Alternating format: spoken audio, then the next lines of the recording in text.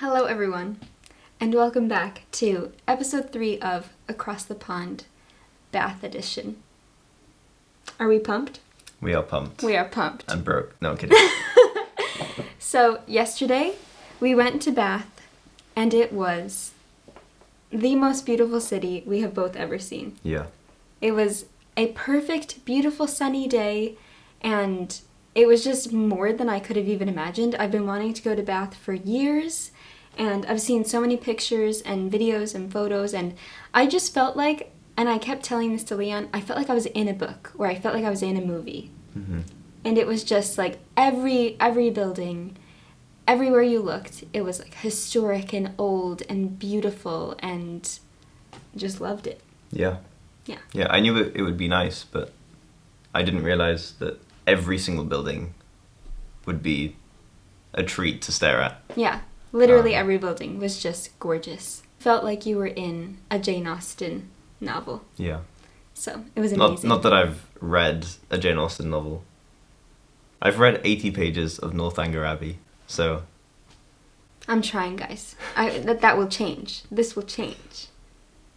Anyway.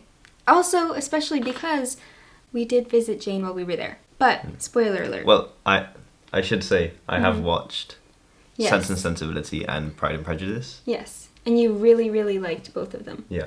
So, I Well, think you're going to love the book. I liked Pride and Prejudice. Really liked Sense and Sensibility. Okay.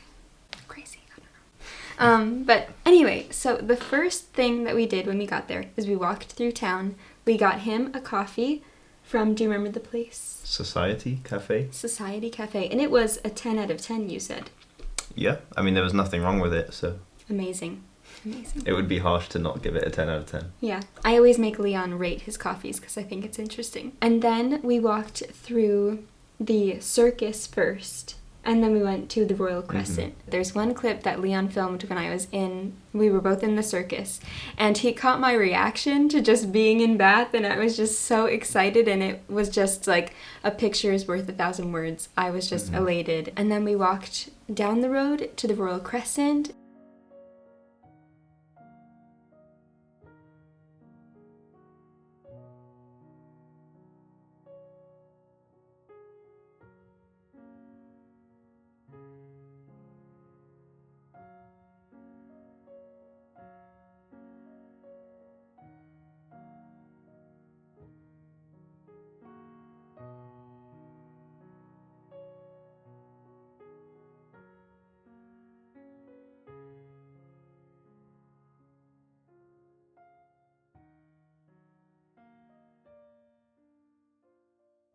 Then we went to Persephone Books.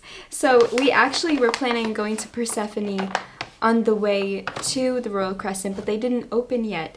And we watched the women open Persephone, but it wasn't actually opened yet. So we saw the circus and the Royal Crescent, and we went back and Persephone was opened.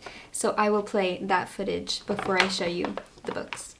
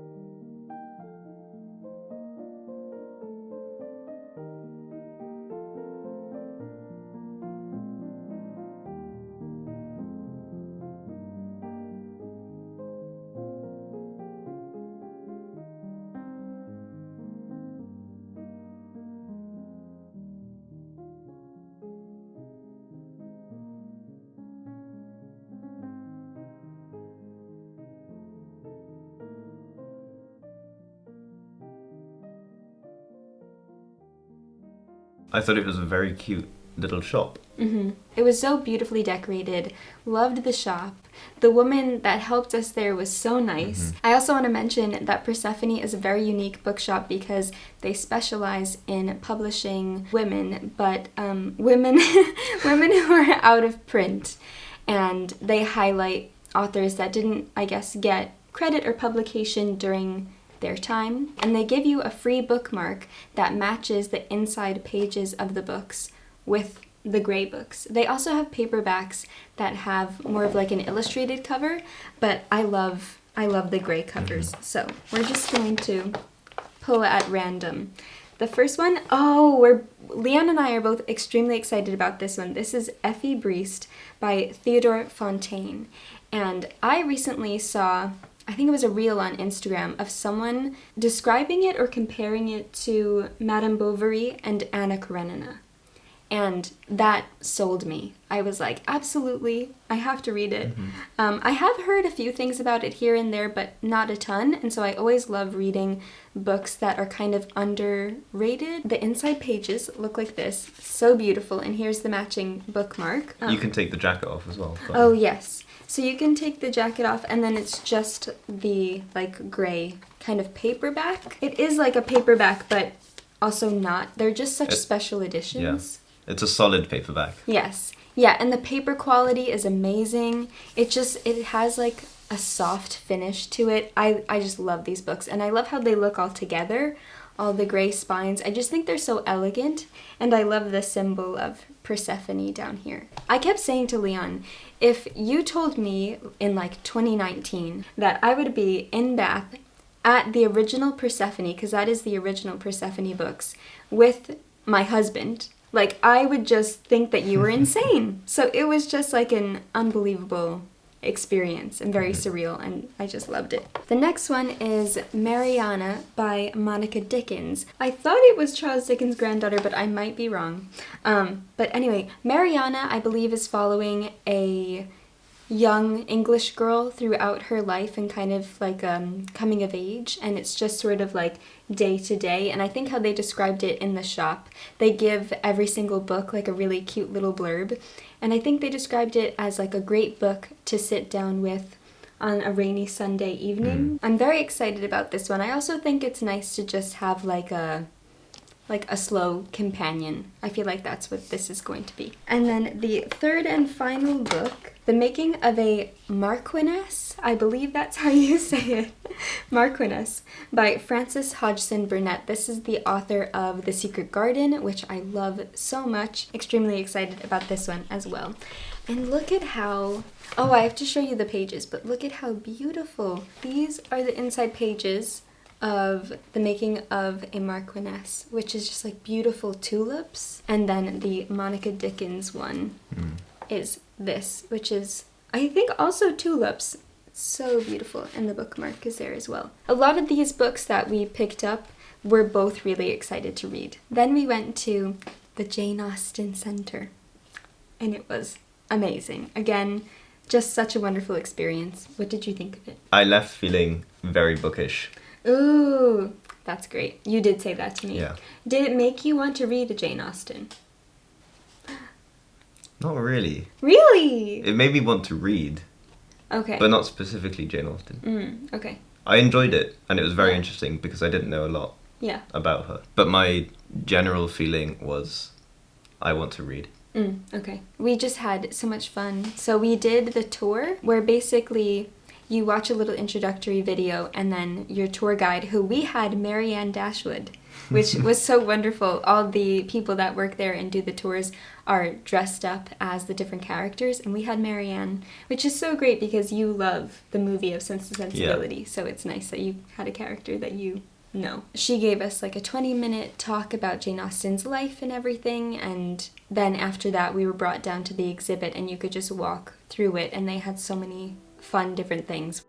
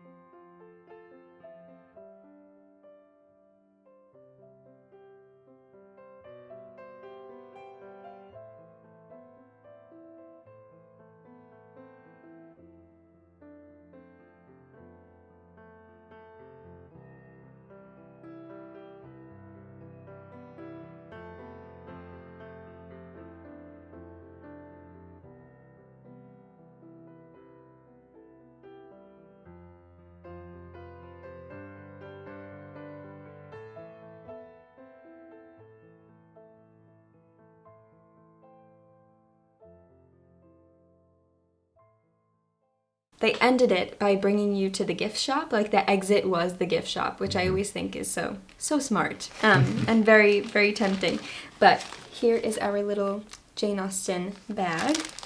I wanted to get a book because I felt like it would be wrong to not get a book. But I have all of Jane Austen's books, so I was thinking about what book I should get. And I only have one Jane Austen complete novel of hers left, and I only have one copy of it at home. I have so many different editions of all of her other books because I love Jane Austen so much. So I was like, you know what? I'm going to get a copy of this book so that I can read from it for my last Jane Austen, which I still can't believe. I have read all of her books now except this one, and that is Mansfield Park.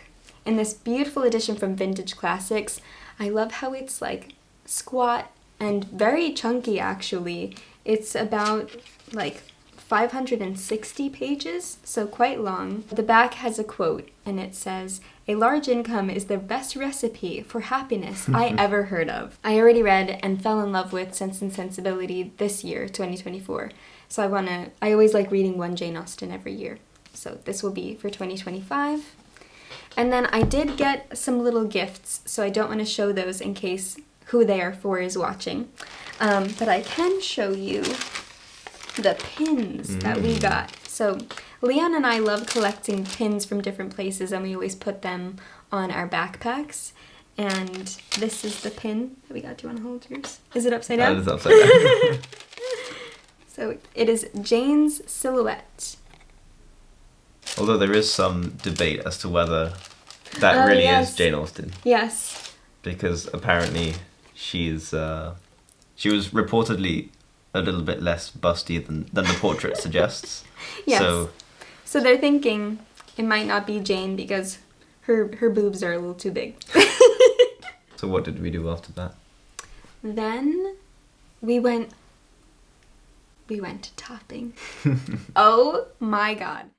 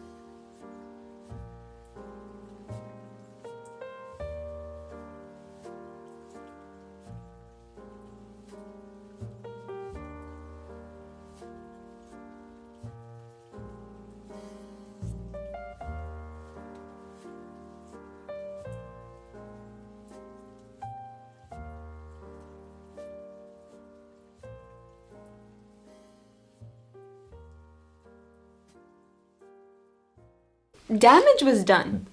Yes. Damage was done. The person who was serving us at the till decided to not charge us for the tote bag. That was very generous, very kind. Yeah, it was one of the best bookshops that I've ever been to. Mm-hmm. And was it your favorite out of the whole day? It was my favorite. Okay. Yeah, it was my favorite. I mean, the building itself was stunning. But then the inside, I mean, there was so much to like. They had quite tall bookshelves on sort of the first wall as you enter, with ladders to climb up and reach the higher books, which is always fun. And a lot of the books had like a plastic covering to protect the dust covers, the dust jackets, which I thought was so smart and so nice. So the main room, when you enter the shop, was almost entirely fiction. So they had a very good selection. And they separated hardcover and paperback as well, which I think is smart. And then they had a really cool small side room for science fiction and fantasy, which was a little bit of a squeeze. Yeah, but quite cramped. But it was a very good selection. And then we headed downstairs, which I initially thought was going to be a tiny room because the stairs going down were quite narrow and there was only a small area at the bottom of the stairs. And then there was a small room to the side and I thought it would just end there. Yeah. But what led into another room. Yeah. It was kind of like a labyrinth. Yeah, and then that room led into another bigger room and it just continued. Kept going. Yeah. Yeah. And it was just like so many people, but it felt like a little cramped, but not too cramped, where it wasn't enjoyable. It just kind of felt like hustle and bustle, and I always appreciate when a bookshop is very busy, because I just love feeling the love for books with other people, and like knowing that everyone's here to be excited to read, and it was just like it had that atmosphere to it. Where do we even begin? This one I kind of was planning on getting, and then I showed it to Leon, and he was like, oh, actually, I would love to read that. And he started it last night. So you'd never heard of this book before. No.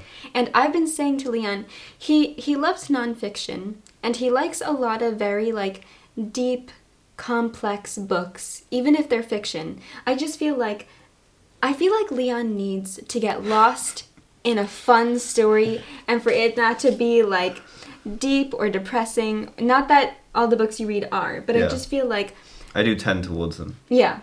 So anyway, the book that I picked out and then Leon ended up being really excited about is Legends and Lattes by Travis Baldree. I was originally holding I, Robot and Foundation by Isaac Asimov, because they've been on my radar for a few years. But then you pulled this out. Mm-hmm. I'm not really sure what or why, but I just knew I had to put the Isaac Asimov back and take this instead. Yes. Well, I liked the cover, I liked the sound of the blurb, and I think you're right. I think I need... Yeah, you need, especially... I need a nice fantasy read. And I said especially because he's doing his master's right now in computer science, and it's very, like, complex and mathematic and just a lot of thinking. And I feel like you need a book where you don't have to think. Like, you can just read it and have fun and enjoy.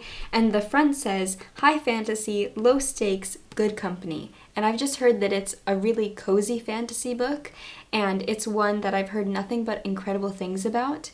And it's about an orc who is kind of finished fighting, and she wants to open up the first coffee shop or cafe, and it's about her just trying to open up this coffee shop. And I feel like it's such a wonderful concept, and I love that there are books out there that are just there for the comfort. I feel like, especially with fantasy, you can just have something that to curl up with and be cozy, and it doesn't have to be like anything insane, if that makes sense.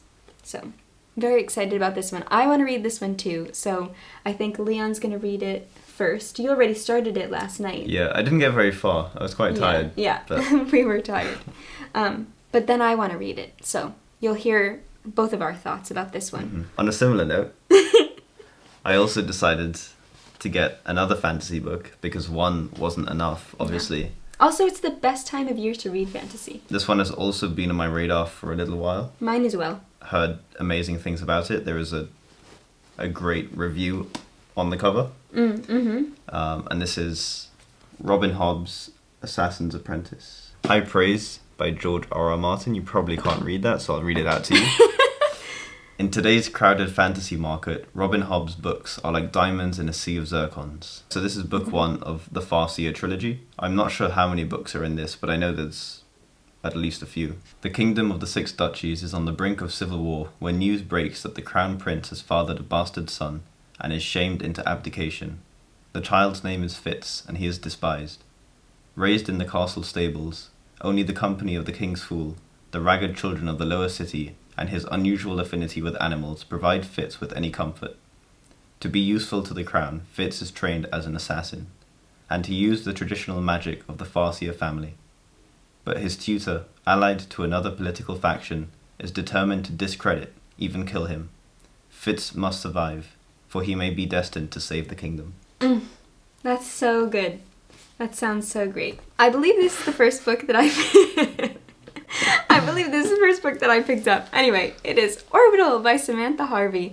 This was shortlisted for the Booker Prize this year, and I've heard nothing but incredible things about it. Also, its concept sounds amazing, and it is very short. It is about these astronauts who are orbiting space, orbiting the Earth, and it's their perspective of the Earth. I'll read the blurb because it's so great. Life on our planet as you've never seen it before. 6 astronauts rotate in their spacecraft above the Earth. They are there to collect meteorological data and conduct scientific experiments, but mostly they observe. Together they watch our silent blue planet, endless shows of spectacular beauty witnessed in a single day.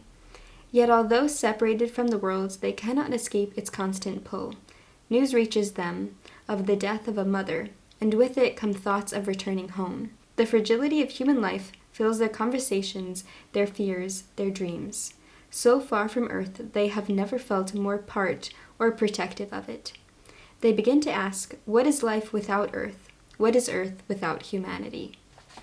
And that sounds amazing. So very excited about this one. Yeah, this is one that I also would like to read. Yeah, absolutely. The next one that I picked up, I was so excited to see because I didn't love the original cover, and I didn't realize that they came out with another cover. And that is Strange Weather in Tokyo by Hiromi Kawakami. This is translated by Allison Markin Powell. The publisher is Granta, and this is, I guess, like one of their best-selling books that they reprinted with this beautiful cover. And I've been wanting to read Strange Weather in Tokyo for a very long time, but I wasn't in love with the cover, and being an artist and an illustrator and a book collector, I am quite picky with covers. Anyway, I just fell in love with this one, and the back says, Kawakami transforms an affecting cross-generational romance into an exquisite poem of time and mutability. Often enchanting but ultimately heartbreaking, this is an unforgettable evocation of love and loneliness. And that just sounds amazing. So, very excited to read this one and so happy with this beautiful edition. This is another book that has been on my mind for, I want to say, like years now, and that is The Memory Police by Yoko Ogawa. And she wrote The Housekeeper and the Professor, which I adored so much. And one of the themes of that book is memory loss, and another theme of this book, as you can tell from the title, is also kind of memory loss. This is about a dystopian world where I think certain words are being forgotten, and they're being forgotten on purpose. But there are some people in this world that don't forget these words, and they are taken by the memory police. Very excited about this one, and I've heard, again, nothing but incredible things. Alright, let's go with the damage that was done by going into the basement of Topping. I've been after some poetry books, some very specific poetry books, and I haven't been able to find them very easily. But when we went into the basement of Topping & Co., they just so happened to have them on the wall as you're going down the stairs, and safe to say I got very excited. So these are the Everyman pocket poems, or pocket poetry? Pocket poets? Yeah. Everyman's pocket poets. And yeah, I got 3 of them. So you have one edition that you really, really love.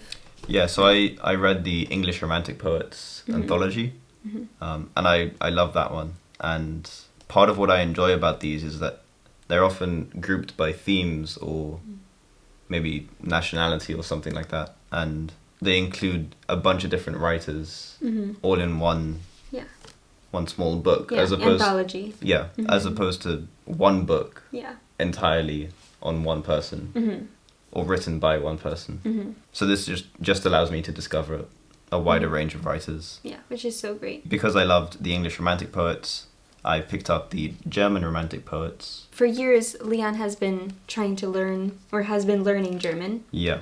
So I feel like this is perfect for you. Yeah, I've always been very interested in German history and the German language. Love how it sounds, and obviously so many great and influential writers who have come from Germany. And it has the beautiful Wander Above the Sea of Fog painting on the cover, and then this beautiful painting on the back as well. I also love how they look underneath the dust jacket. Oh yeah. So nice. Such a nice green. We read one poem from it. We went through all the contents of each of the ones that Leon got. He was flipping through the pages. He told me to stop, like, randomly, and we would read the one poem that he stopped at. And we were both blown away by it. What was it called? It was Friedrich Schiller. Evening Song for the Distant Beloved. It was beautiful. Please read it. It's gorgeous. And then I also picked up Russian was it Russian poets? I am really excited about this one as well because if you have been here for a while, then you would know that I also love Russian literature.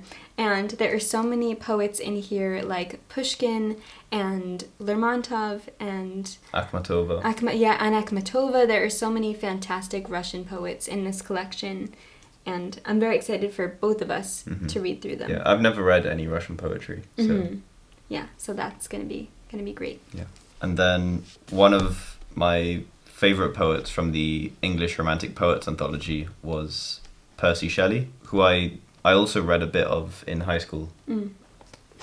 Yeah, so also excited to read more of his poetry.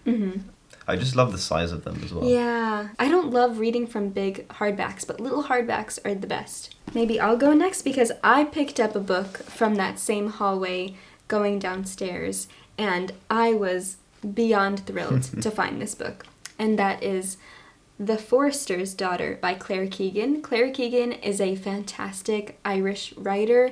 I love all of her books. This is one of the last books I have to read from her, and it's just a short story from the Faber Stories collection. I have read recently Ishiguro's Come Rain or Come Shine in this edition, and I've also read Mistress Salary by Sally Rooney in this edition, so I'm excited that I can collect the little short stories from my favorite authors in this collection. To be honest, I don't know exactly what this is about, and I want to keep it that way, but I am just beyond thrilled to have more Claire Keegan to read, and I'm also kind of scared to read it. I won't have much more Claire Keegan to read until she comes out with a new book, but anyway. Extremely, extremely excited about this one. The next book I picked up is because of one of my favorite booktubers at the moment. Her name is Leah Crumpton. Leah, I'm sorry if I'm mispronouncing your name, but I have been watching her videos nonstop. I will link her channel down below, and it's by one of her favorite authors, and I've heard wonderful things about this author, and that is Clarice Lispector's Near to the Wild Heart.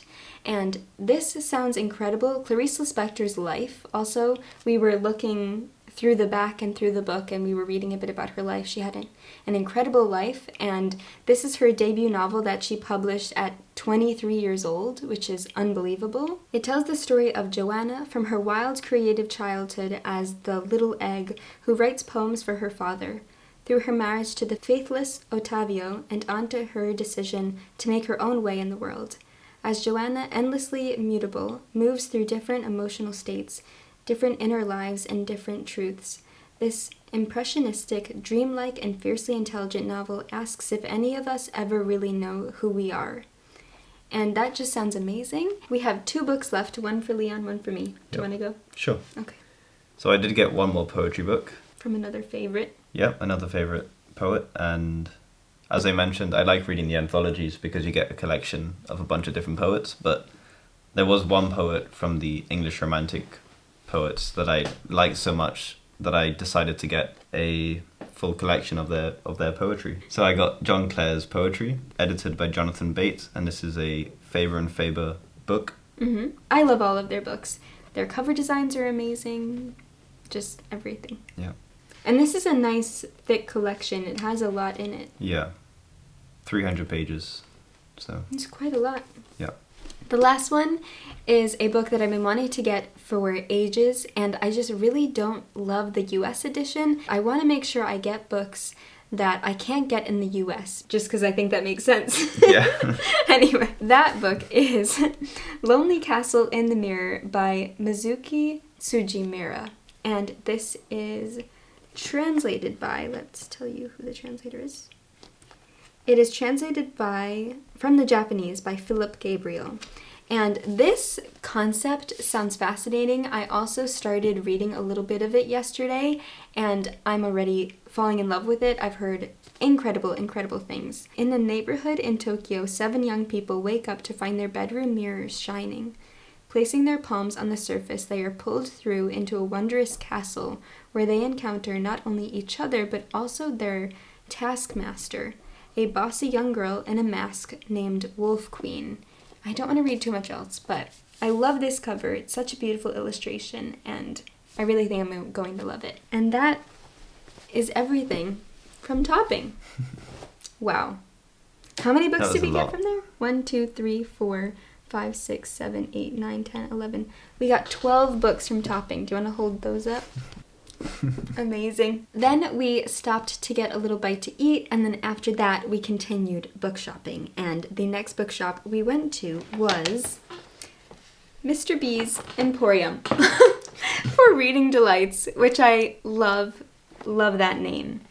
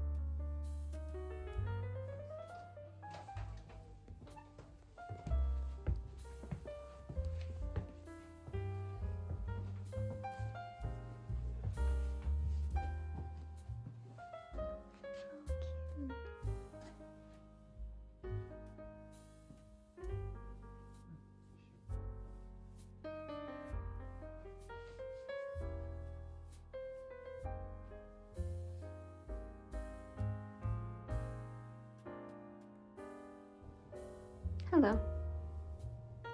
Hi. Hello.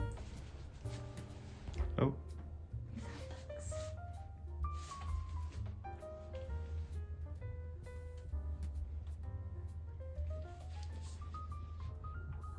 So at Mr. B's, we got 3 books. 2 of them are for me, and 1 of them is for both of us.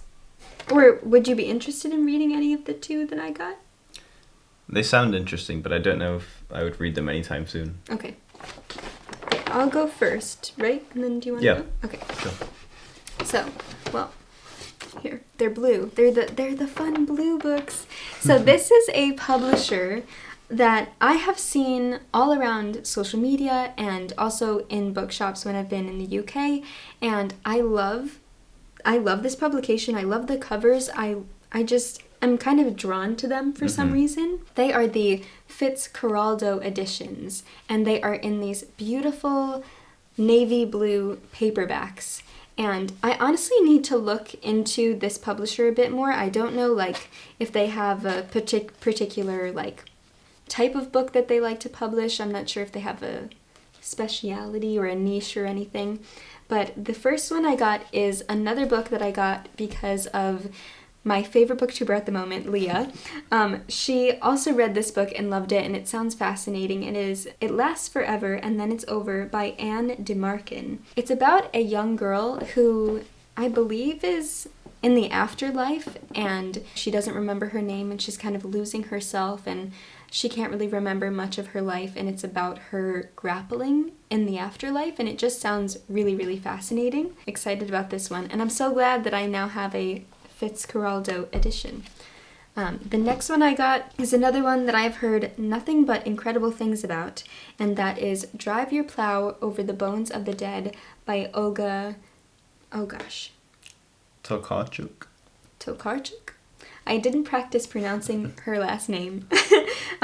It is the winner of the Nobel Prize in Literature, so she is the winner of the Nobel Prize in Literature. I'm not sure what year she won, but this has been, like, everywhere. I've seen so many people talk about it, and it sounds fascinating. It is set in a remote Polish village, and the main character is an eccentric woman in her 60s. It recounts the events surrounding the disappearance of her 2 dogs. She is reclusive, preferring the company of animals to people. Relatable. She's unconventional, believing in the stars, and she is fond of the poetry of William Blake, from whose work the title of the book is taken. When members of a local hunting club are found murdered, the main character becomes involved in the investigation. By no means a conventional crime story, this existential thriller by the Nobel Prize in Literature laureate offers thought-provoking ideas on our perception of madness, injustice against marginalized people, animal rights, the hypocrisy of traditional religion, belief in predestination, and caused a genuine political uproar in Poland. So, it sounds fascinating, and another beautiful navy blue book. Leon got a book that I am extremely excited to read as well. So this is Piranesi by Susanna Clarke, who is the writer of Jonathan Strange and Mr. Norrell, which I am currently reading and really, really enjoying. So I basically don't have time to read Jonathan Strange and decided to pick up Piranesi. No. I've heard a lot of good things about Susanna Clarke. You're really enjoying Jonathan Strange. And the concept of this one sounds so wonderful. And I believe, because I heard people talking about it in a way that I felt like Leon would really enjoy it, where it's kind of philosophical, and I feel like it's kind of an in-between of like a philosophical deep read, but also something that you can kind of fall into. Wow, so this was her first novel since Jonathan Strange. Oh, So wow, I didn't realize that. 16 years after publishing Jonathan Strange. She published Jonathan Strange in 2004.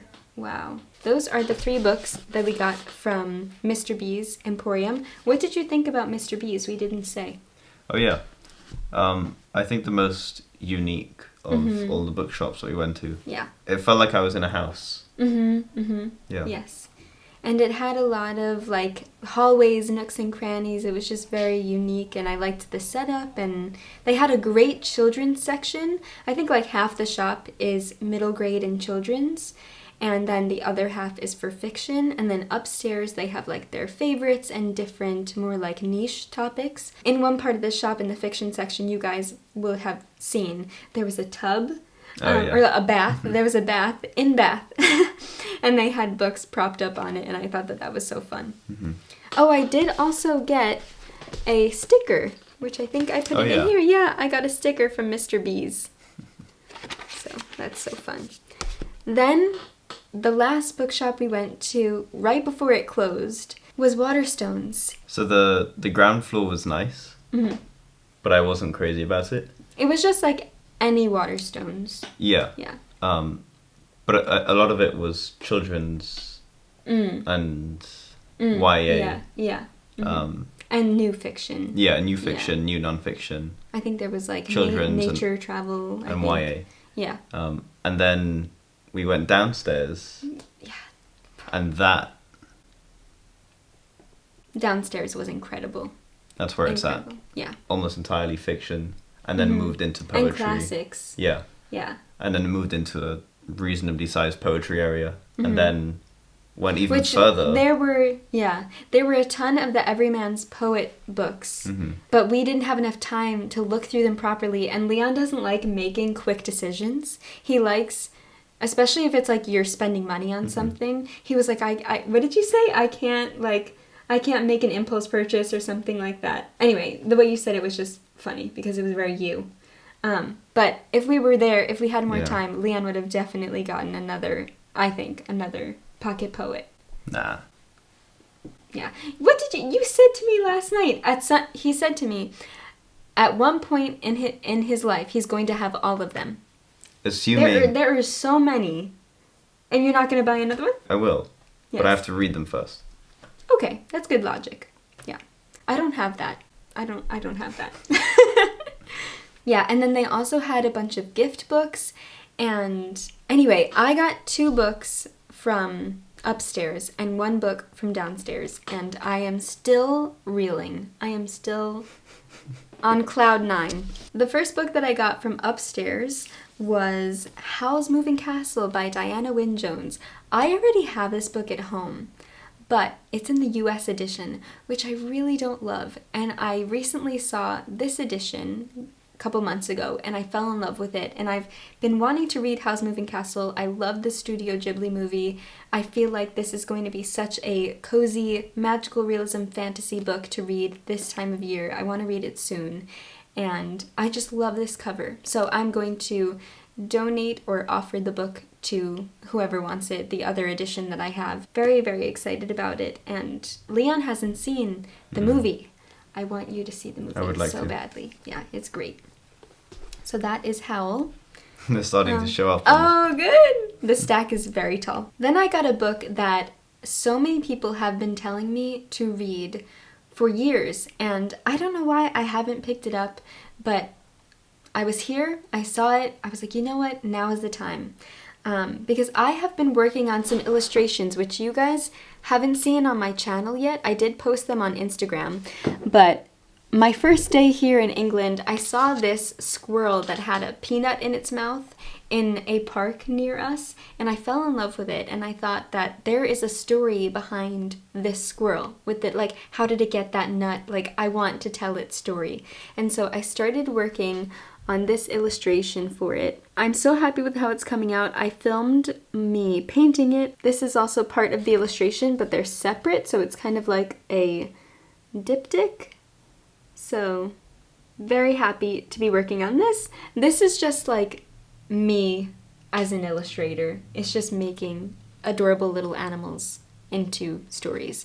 And I love Beatrix Potter, and so I love Winnie the Pooh, Paddington. Everyone has been telling me to read the Bramley Hedge series. So I got it. I finally got it. I've been feeling so inspired lately and so excited to paint and illustrate and tell stories, and I am just really looking forward to reading this because I feel like it will be so inspiring and just fun to read. Written and illustrated by Jill Barklam. And it's just following, I believe, little mice families and different animals, and it just sounds very me. So, and we were looking through it last night. The illustrations are stunning. Absolutely, absolutely beautiful. Her work is so detailed, and again, just like extremely, extremely inspiring. Yeah. So, can't wait to keep reading this. And Look at all this. okay, thank you. And I'm excited to keep working on these. I hope that you guys like them. I would love to make them into a bigger story, so maybe one day that will happen. Then, this might be my favorite purchase of the whole day because I thought I wasn't going to be able to find this in any bookshop. So I have been looking for this book in every single bookshop that we go to, and they never have it. And I was looking all in Bath, every single bookshop we went to, and I found it in Waterstones in the basement. It's The Adventures of Tom Bombadil by J.R.R. Tolkien. This is the little hardback edition, and it is edited by Christina Scull and Wayne G. Hammond, and it's illustrated by Pauline Baines. I believe that's how you say her last name.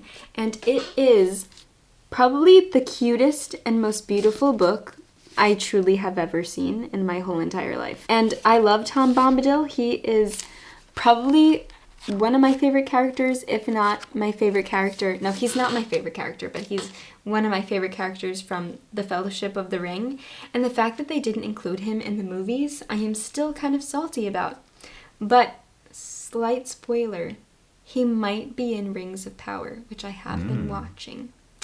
But anyway, so I already started reading like the first couple pages of this, and oh my god. It does sound amazing. Oh, it's amazing. It's absolutely amazing. So, yes.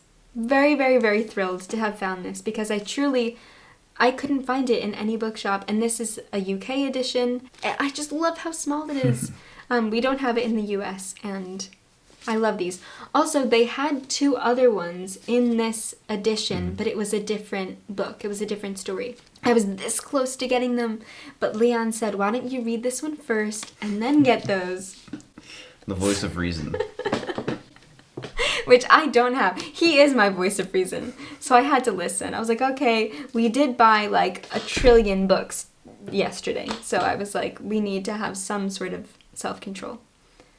Shelf control. Shelf control. There you go. that is all. Yep. That is every single book that we got.